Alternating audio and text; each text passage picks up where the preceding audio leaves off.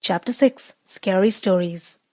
As I sat in my room, trying to concentrate on the third act of Macbeth, I was really listening for my truck.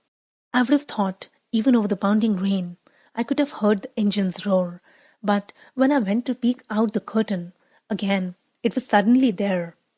I wasn't looking forward to Friday, and it more than lived up to my non-expectations.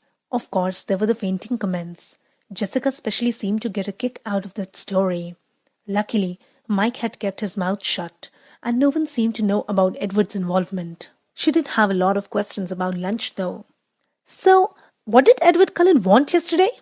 Jessica asked in intrigue. "I don't know," I answered truthfully. "He never really got to the point." "You looked kind of mad," she fished. "Did I?" I kept my expression blank. I've never seen him sit with anyone but his family before. That was weird."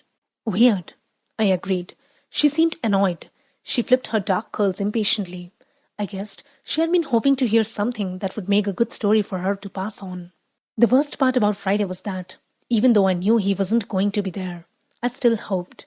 When I walked into the cafeteria with Jessica and Mike, I couldn't keep from looking at his table, where Rosalie, Alice, and Jasper sat talking, heads close together, and I couldn't stop the gloom that engulfed me as I realized I didn't know how long I would have to wait before I saw him again. At my usual table, everyone was full of our plans for the next day. Mike was animated again, putting a great deal of trust in the local weatherman who promised sun tomorrow. I would have to see that before I believed it, but it was warmer today, almost 60. Maybe the outing wouldn't be completely miserable. I intercepted a few unfriendly glances from Lauren during lunch, which I didn't understand until we were all walking out of the room together. I was right behind her, just a foot from her slick silver blonde hair, and she was evidently unaware of that. "Don't know why Bella," she sneered my name, "doesn't sit with the Cullens from now on." I heard her muttering to Mike. I had never noticed what an unpleasant, nasal voice she had, and I was surprised by the malaise in it. I really didn't know her well at all. Certainly not well enough for her to dislike me. Or so I had thought. "She's my friend. She sits with us," Mike whispered back loyally, but also a bit territorially. I paused to let Jess and Angela pass me. I didn't want to hear any more. That night at dinner, Charlie seemed enthusiastic about my trip to La Push in the morning. I think he felt guilty for leaving me home alone on the weekends, but he'd spent too many years building his habits to break them now. Of course, he knew the names of all the kids going, and their parents, and their great-grandparents too, probably. He seemed to approve. I wondered if he would approve of my plan to ride to Seattle with Edward Cullen. Not that I was going to tell him. "Dad, do you know a place called Goat Rocks or something like that? I think it's south of Mount Rainier," I asked casually. "Yeah. Why?" I shrugged. "Some kids were talking about camping there." "It's not a very good place for camping." He sounded surprised. "Too many bears. Most people go there during the hunting season." "Oh," I murmured. "Maybe I got the name wrong." I meant to sleep in, but an unusual brightness woke me. I opened my eyes to see a clear yellow light streaming through my window. I couldn't believe it. I hurried to the window to check, and sure enough, there was a sun. It was in the wrong place in the sky, too low, and it didn't seem to be as close as it should be, but it was definitely the sun. Clouds ringed the horizon, but a large patch of blue was visible in the middle. I lingered by the window as long as I could, afraid that, if I left, the blue would disappear again. The Newton's Olympic Outfitters store was just north of town. I'd seen the store, but I had never stopped there, not having much need for any supplies required for being outdoors over an extended period of time. In the parking lot, I recognized Mike's Suburban and Taylor's Sentra. As I pulled up next to their vehicles, I could see the group standing around in front of the Suburban. Eric was there, along with two other boys I had class with. I was fairly sure their names were Ben and Connor. Jess was there, flanked by Angela and Lauren. 3 other girls stood with them, including one I remembered falling over in gym on Friday. That one gave me a dirty look as I got out of the truck and whispered something to Lauren. Lauren shook out her concealed hair and eyed me scornfully. So it was going to be one of those days. At least Mike was happy to see me. "You came," he called, delighted. "And I said it would be sunny today. didn't I? I told you I was coming, I reminded him. We are just waiting for Lee and Samantha, unless you invited someone, Mike added.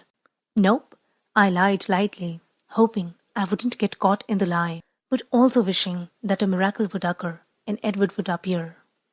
Mike looked satisfied. Will you ride in my car? It's that, or Lee's mom's minivan. Sure. He smiled blissfully. It was so easy to make Mike happy. You can have shotgun, he promised. I hid my chagrin. It wasn't as simple to make Mike and Jessica happy at the same time. I could see Jessica glorying at us now. The numbers worked out in my favor, though. Lee brought 2 extra people, and suddenly, every seat was necessary. I managed to wedge Jess in between Mike and me in the front seat of the Suburban. Mike could have been more graceful about it, but at least Jess seemed appeased. It was only 15 miles to La Push from Forks, with gorgeous dense green forests edging the road most of the way and the wide Quileute River snacking beneath it twice. I was glad I had the window seat. We had rolled the windows down. The Suburban was a bit claustrophobic with 9 people in it, and I tried to absorb as much sunlight as possible. I had been to the beaches around La Push many times during my Forks summers with Charlie, so the mile-long crescent of First Beach was familiar to me. It was still breathtaking. The water was dark grey, even in the sunlight, white-capped and heaving to the grey, rocky shore. Islands rose out of the steel harbour water with sheer cliff sides, reaching to uneven summits, and crowned with austere soaring firs. The beach had only a thin border of actual sand at the water's edge, after which it grew into millions of large, smooth stones that looked uniformly grey from a distance. But close up were every shade a stone could be. Terracotta, sea green, lavender, blue-grey, dull gold. The tide line was strewed with huge driftwood trees, bleached bone white in the salt waves, some piled together against the edge of the forest fringe, some lying solitary, just out of reach of the waves. There was a brisk wind coming off the waves, cool and briny. Pelicans floated on the swells, while seagulls and a lone eagle wheeled above them. The clouds still circled the sky, threatening to invade at any moment. But for now, the sun shone bravely in its halo of blue sky.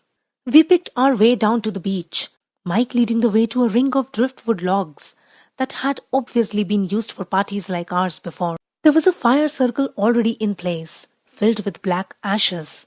Eric and the boy I thought was named Ben gathered broken branches of driftwood from the dryer piles against the forest edge, and soon had a teepee-shaped construction built atop the old cinders. Have you ever seen a driftwood fire? Mike asked me. I was sitting on one of the bone-coloured benches, the other girls clustered, gossiping excitedly, on either side of me. Mike kneeled by the fire, lighting one of the smaller sticks with a cigarette lighter. No, I said, as he placed the blazing twig carefully against the teepee. You'll like this then. Watch the colours. He lit another small branch and laid it alongside the first. The flames started to lick quickly up the dry wood. It's blue, I said in surprise. The salt does it. Pretty, isn't it? He lit one more piece, placed it where the fire hadn't yet caught, and then came to sit by me. Thankfully, Jess was on his other side. She turned to him and claimed his attention. I watched the strange blue and green flames crackle towards the sky. After a half-hour of chatter, some of the boys wanted to hike to the nearby tidal pools.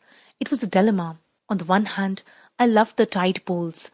They had fascinated me since I was a child. They were one of the only things I ever looked forward to when I had to come to Forks. On the other hand, I had also fallen into them a lot. Not a big deal when you're 7 and with your dad. It reminded me of Edward's request that I not fall into the ocean. Lauren was the one who made my decision for me. She didn't want to hike, and she was definitely wearing the wrong shoes for it. Most of the other girls besides Angela and Jessica decided to stay on the beach as well. I waited until Taylor and Eric had committed to remaining with them before I got up quietly to join the pro-hiking group. Mike gave me a huge smile when he saw that I was coming. The hike wasn't too long though. I hated to lose the sky in the woods. The green light of the forest was strangely at odds with the adolescent laughter, too murky and ominous to be in harmony with the light banter around me.